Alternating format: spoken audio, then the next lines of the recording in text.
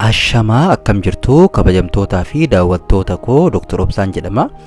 Egaa akka hardhas viidiyoo isin barsiisa jedheen yaade qabadheen isiniif dhiyaadheen jira.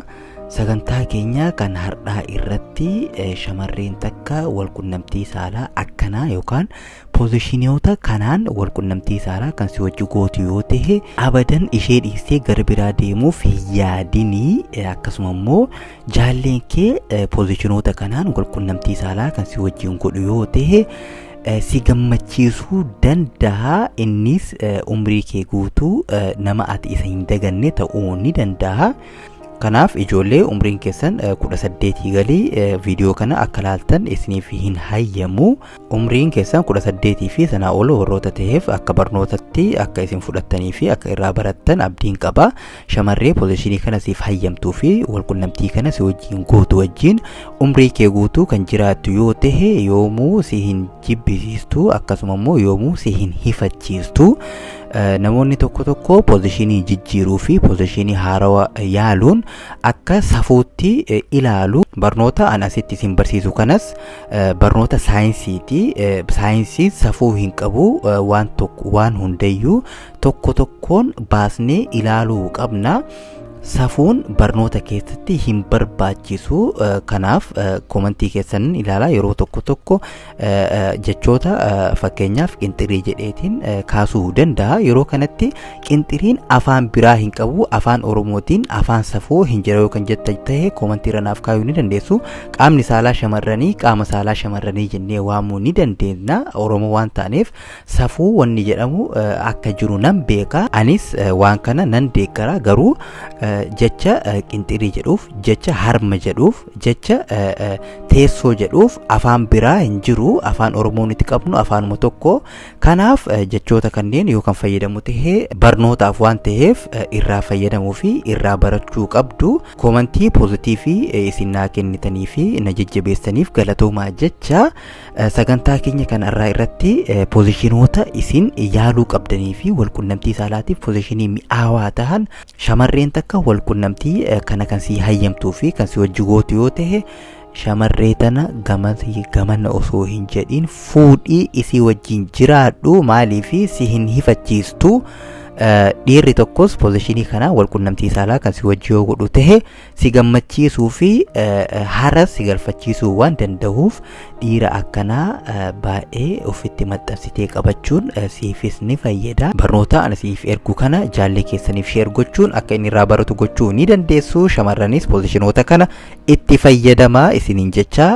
Chaanaalii kiyyaaf haaraa yoo taatan sabskiraayib laayik gochuun hamma dhumaatti nu wajjin tura irraa baradha.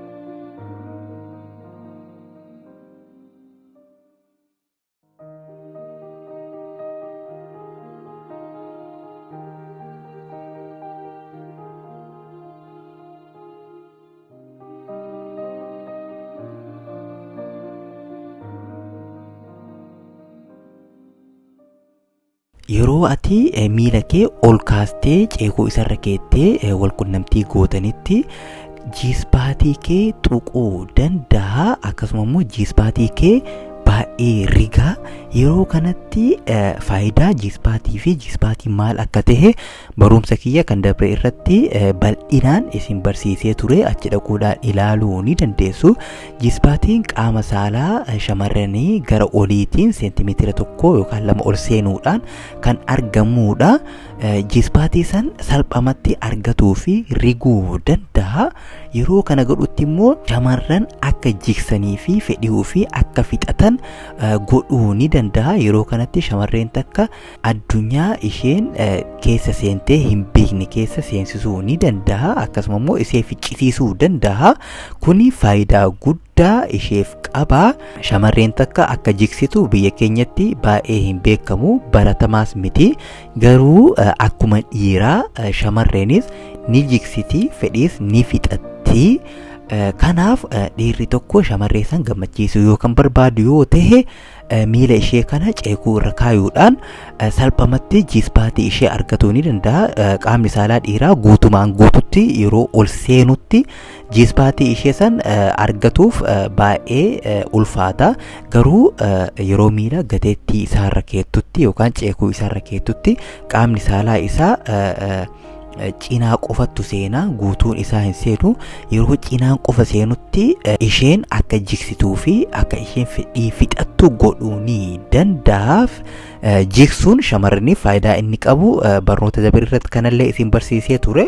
Jigsuun faayidaa inni shamarraniif qabu tokko lama jennee hin xumurru. Faayidaa hedduu qaba. Faayidaa isaa keessaa qaamni ishee riilaaks akka ta'u godha. Dhukkubbiin mataa akka isheetti hin jajjabaannee fi yeroo yeroodhaan dhukkubbiin mataa akka isheetti hin deddeebine godha. Kana malees dhukkubbii garaagaraa akka isheen dandamattu godha. Cinqamuu fi cinqii garaagaraa irraa sammuun ishee akka bilisa ta'u godha. Kanaafi kan kana fakkaatan qaamni ishee guutuu riilaaks akka ta'u godha. Shamarran tokko tokko qaamni isaanii hoggaa guutuu dhukkubaani. Qaamni koo na dhukkuba, duuda koo, miila koo, mataa koo jetti.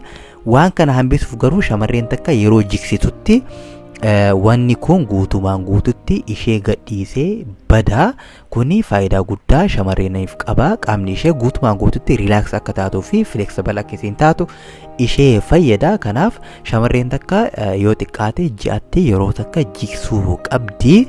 Shamarran waan akkamii jigsanii kan jettan yoo ta'e, shamarranis waan akka fincaanii akka bishaanii ta'ee humna guddaa qabu of keessaa facaasanii kan ammoo yoo kan barbaadan ta'e duraaf bal'inaan kan isiniif himu ta'a. Maaliif wanti qaama saalaa shamarranii keessaa bahu guutuun fayya qabeessaa fi noormaal ta'uu baatuu danda'a. Dhibeewwan garaagaraa ta'uu danda'anii kana bal'inaan of duratti kan isiniif himu ta'a. Yoo kan barbaadan ta'e komantii irra naaf kaaya.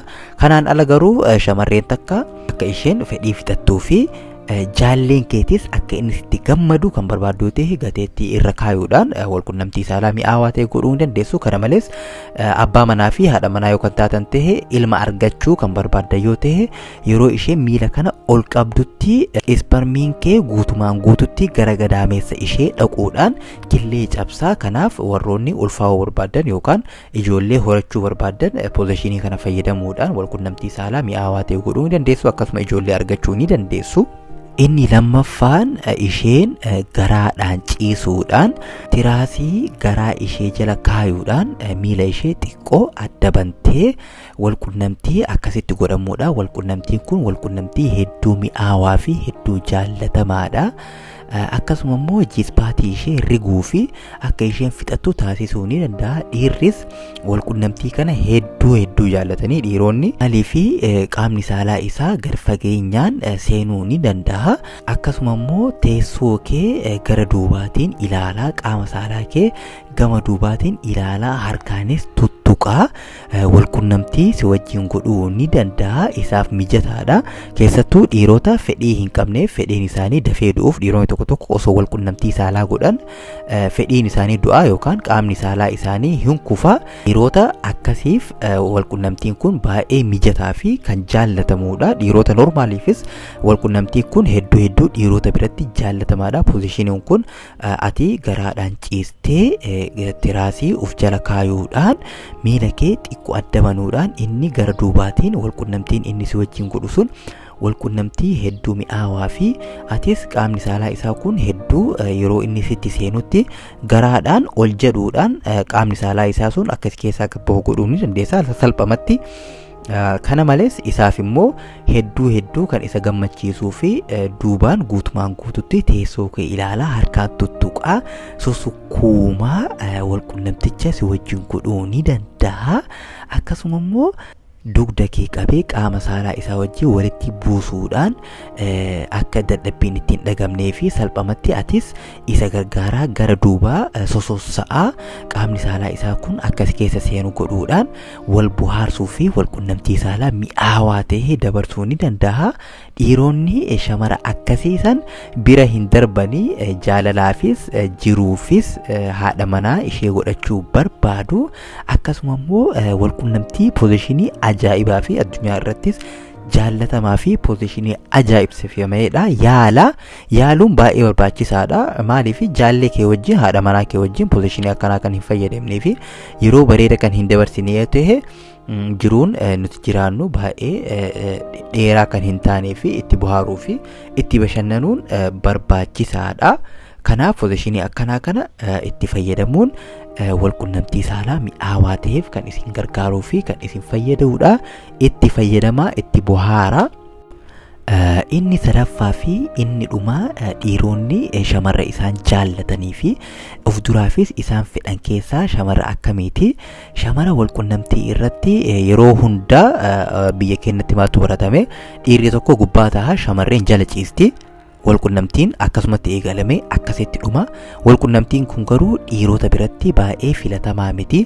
Keessattuu dhiira amma lafaa dhufaa jiru, dhiira umrii 20 fi 30 40 jidduu jiran warra zamana kanaa jechuu ni dandeenya. 21 century warra ammaa kana poozishinii akkanaa kan hin fedhanii poozishinii jijjiiruu barbaadanii yeroo hundaa inni gubbaa ta'ee xaaruu hin barbaadu.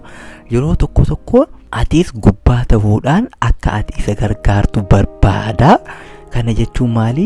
Shamarreen takka poozishinii jijjiiruudhaan isheenis gubbaa ta'uudhaan wal qunnamtii saalaa kan gootu yoo ta'e dhiira biratti baay'ee filatamtuu fi jaallatamtuudha. Kanaaf shamarran gara gubbaatiin ta'uunis wal qunnamtii godhuun baay'ee barbaachisaadha. Kuni siifis faayidaa qaba.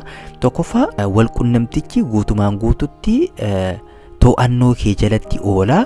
Yeroo si dhukkubutti hin qabbaneessita, ati gubbaa jirta. Inni waan jala ciisee jiruuf wal qunnamtichi guutumaan guututti to'annoo kee jala oola.